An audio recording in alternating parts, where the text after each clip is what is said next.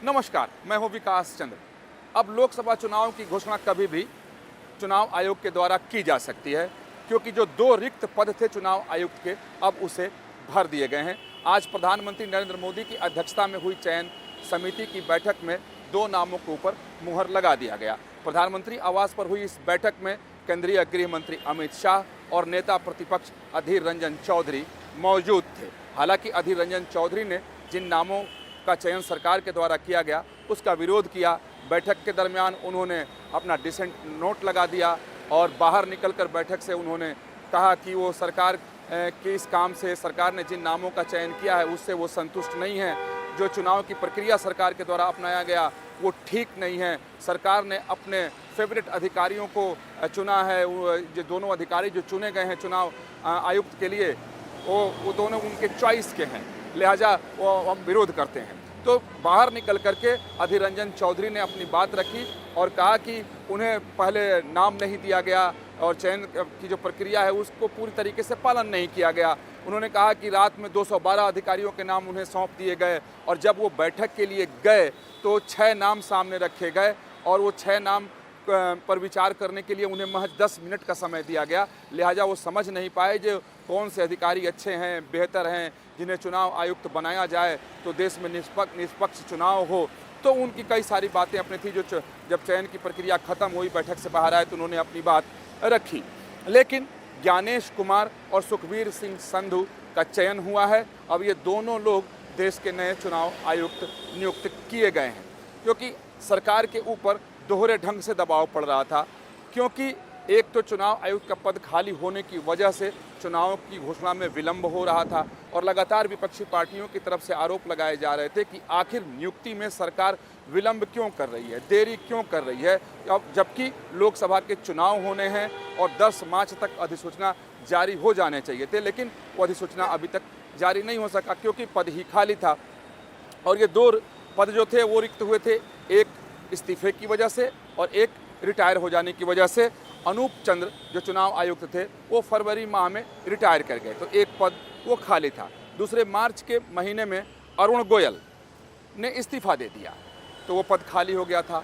ऐसे में चुनाव की घोषणा नहीं हो सकती थी, क्योंकि चुनाव आयोग की व्यवस्था है कि एक मुख्य चुनाव आयुक्त के साथ 2 चुनाव आयुक्त होते हैं। क्योंकि चुनाव कराना है तो बड़ी जिम्मेदारी चुनाव आयोग के ऊपर रहती है और लोकसभा का चुनाव उसमें होना है, जो देश भर में चुनाव होने हैं।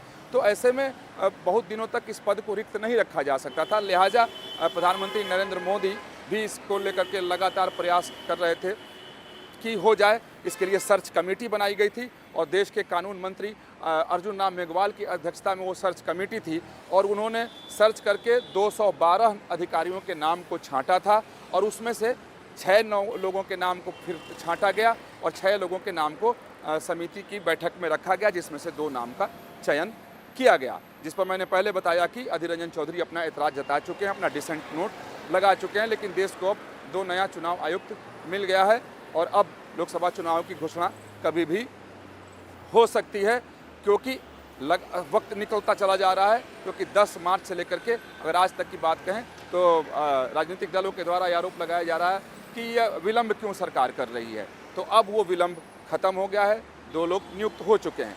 ज्ञानेश कुमार की अगर बात करें तो ये केरला कैडर के IAS अधिकारी हैं और इनके बारे में है कि बड़े सक्षम और समझदार अधिकारी हैं। और जब 370 को हटाना था कश्मीर से तो जो पूरी प्रक्रिया अपनाई गई थी उसमें इनकी अहम भूमिका थी और जो ड्राफ्टिंग हुई थी वो इन्हीं की अध्यक्षता में, इन्हीं की देखरेख में, या यूँ कहें कि इन्हीं के द्वारा किया गया था। तो मोदी सरकार का भरोसा भी ज्ञानेश कुमार के ऊपर था। अगर सुखबीर सिंह संधू की बात करें तो ये उत्तराखंड कैडर के IAS हैं और वहाँ चीफ सेक्रेटरी भी रह चुके हैं और केंद्र में भी इनकी सेवा रही है और ये एक अच्छे अधिकारी के तौर पर, एक सक्षम प्रशासनिक अधिकारी के तौर पर इनकी छवि रही है। तो इसलिए भी इनका चयन हुआ है। तो अब कह सकते हैं कि जो 2 रिक्त पद थे वो दोनों रिक्त पद भर दिए गए हैं।